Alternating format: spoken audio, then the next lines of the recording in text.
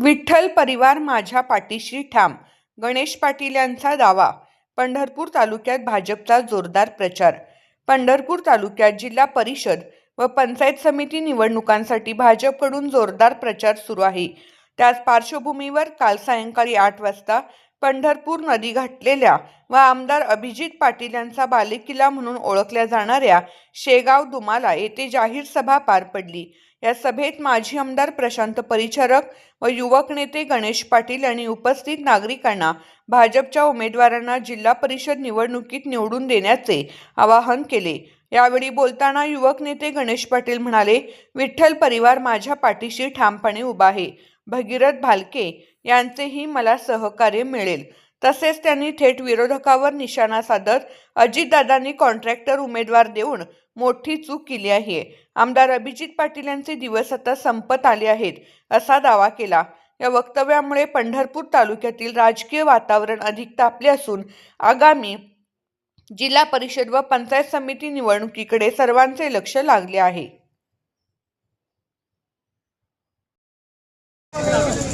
दादा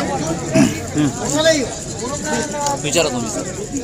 युवक नेते दोन्ही तुम्ही समाधान काळे आणि गणेश पाटील या दोघांच्या उमेदवारीमुळे आणि भाजप प्रवेशामुळे आरोप प्रत्यारोपांची फेरी सुरू झाली आहे. काय सांगाल आपण? या ठिकाणी जिल्हा परिषद निवडणुकीच्या अनुषंगाने गेले 2 वर्ष झालं जसे आमदारकीचं इलेक्शन झालं तसं मी कुठल्याही पक्षात नाही.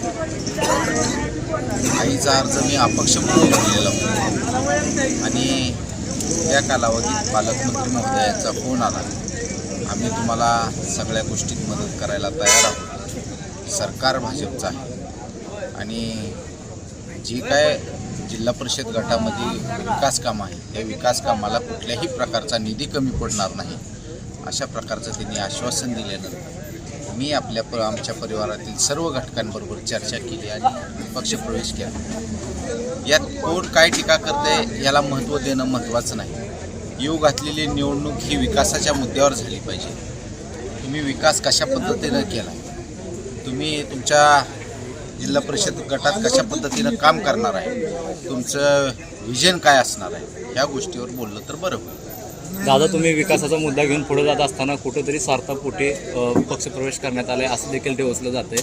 काय सांगू शकाल? जे डिवचणार आहेत त्यांनी आपली पार्श्वभूमी बघावी. ज्या पद्धतीने आता म्हणजे आज प्रचाराचा शुभारंभ झाला त्याच त्यांनी सांगितले की आता आम्ही सुद्धा मैदानात आहोत, पळून जाऊ नका. एवढंच नाही तर कुठेतरी रणजित शिंदेकडनं पाकिट घेऊन गडी मोठमोठ्यानं म्हणजे भाषणं करत होता असं तुमच्यावर टीका केली आहे. यावर काय वाटतं? यावरून त्यांनी पण तसंच केलंय काय वाटतं? काय आव्हान काय करा?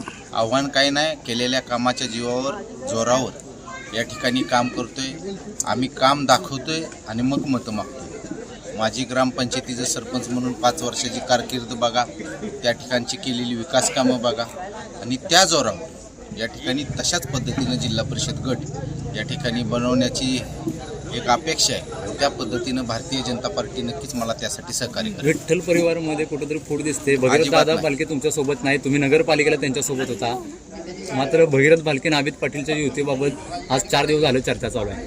बाकीच्या ठिकाणी कुठेही काहीही चर्चा जरी असली तरी विठ्ठल परिवार एकसंघ आहे, होता राहणार अशी कुठेही स्टेटमेंट भगीरथ दादांनी केलेलं तुम्हाला बघायला मिळाले का? त्यामुळे विनाकारण चुकीच्या वावड्या या ठिकाणी न उडवता जो परिवार एकसंघ आहे, मी पहिल्याच भाषणात सांगितलं की सगळे घटक विठ्ठल परिवाराची मला मदत करणार आहे आणि नक्कीच तुम्हाला ते या शेगाव दुमालाच्या सभेतून बघायला मिळालं असेल. आव्हान वगैरे काय वाटत नाही का समोरच्या उमेदवाराचं किंवा प्रस्थापित नेत्यांना? या ठिकाणी आव्हान असं म्हणता येणार नाही, कारण आव्हान कशाचं? फक्त एकच आव्हान आहे, कॉन्ट्रॅक्टर उमेदवार दिला आहे. ते अजितदादा स्वतः म्हणतात की कॉन्ट्रॅक्टर उमेदवार द्यायला नाही पाहिजे, परंतु त्यांनी कॉन्ट्रॅक्टर उमेदवार दिला आहे. ते कॉन्ट्रॅक्टर उमेदवार कशा पद्धतीनं कामं करत आला आहे ती इथली जनता नक्कीच बघेल, त्याची पार्श्वभूमी बघेल, तिथं कुठं त्यांनी कामं करत असताना कशा पद्धतीनं कामं केली याचा ओहापोह देखील तुम्ही पत्रकार बंधूंनी करावा अशा प्रकारची एक अपेक्षा. ओके.